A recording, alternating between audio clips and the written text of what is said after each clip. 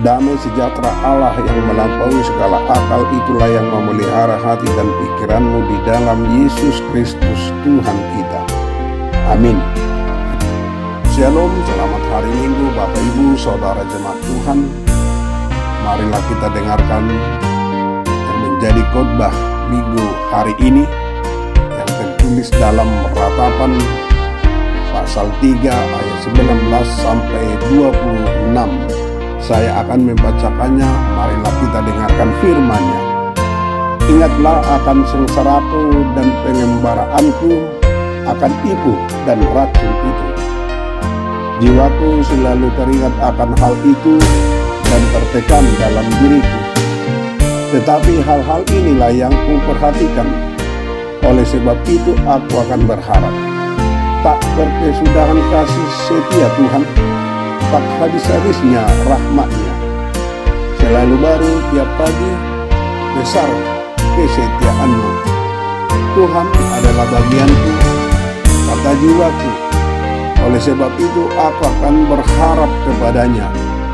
Tuhan adalah baik bagi orang yang berharap kepada-Nya, bagi jiwa yang mencari Dia.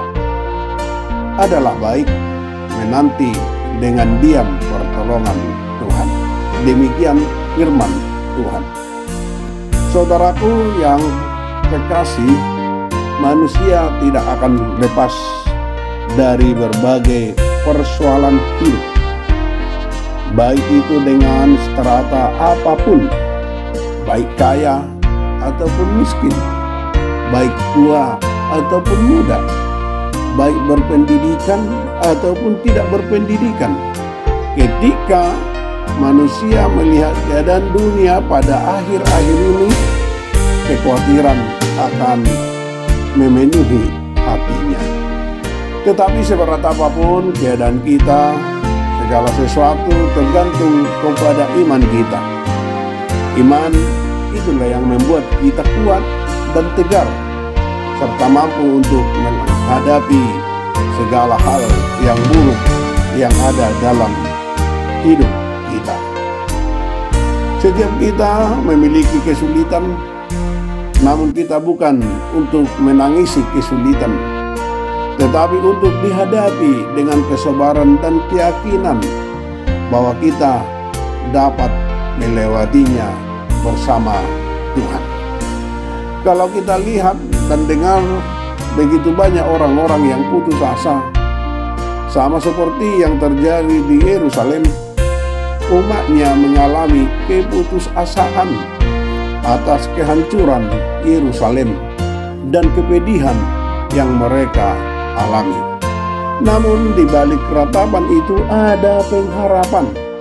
Apabila kita lihat dalam kitab Yesaya pasal 40 ayat 31 berkata, tetapi orang-orang yang menantikan Tuhan mendapat kekuatan baru. Mereka seumpama raja wali yang naik terbang dengan kekuatan sayapnya. Mereka berlari dan tidak menjadi lesu. Mereka berjalan dan tidak menjadi lelah. Kita orang yang percaya kepada Tuhan. Apakah kita memahami mengapa kita berada di kondisi itu? Ataukah kita bertanya kepada Tuhan, mengapa ini terjadi? Apa yang terjadi di dalam kehidupan kita bukanlah suatu kebetulan, adalah rencana Tuhan yang indah atas hidup kita.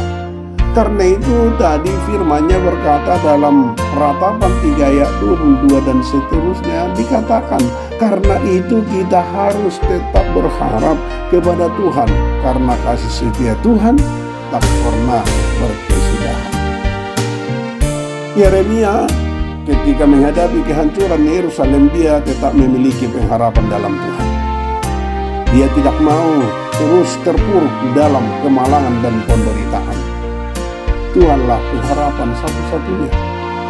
Ketika sebagai orang percaya menghadapi permasalahan, penderitaan, tetapi selalu ada jalan atas setiap permasalahan kita. Kita memiliki kuasa yang diberikan Kristus sebagai anak-anaknya. Jangan hanya melihat besarnya masalah, tetapi saudaraku, lihatlah betapa besarnya kuasa Allah. Kasih setia Tuhan di dalam hidup kita. Kita harus memiliki sikap optimis, yaitu bagaimana kita melihat masalah dari sudut pandang yang berbeda. Yakinlah bahwa kebaikan Allah di dalam hidupmu, di dalam hidup kita, tidak pernah berkesudahan. Setiap pagi diperbaharuinya.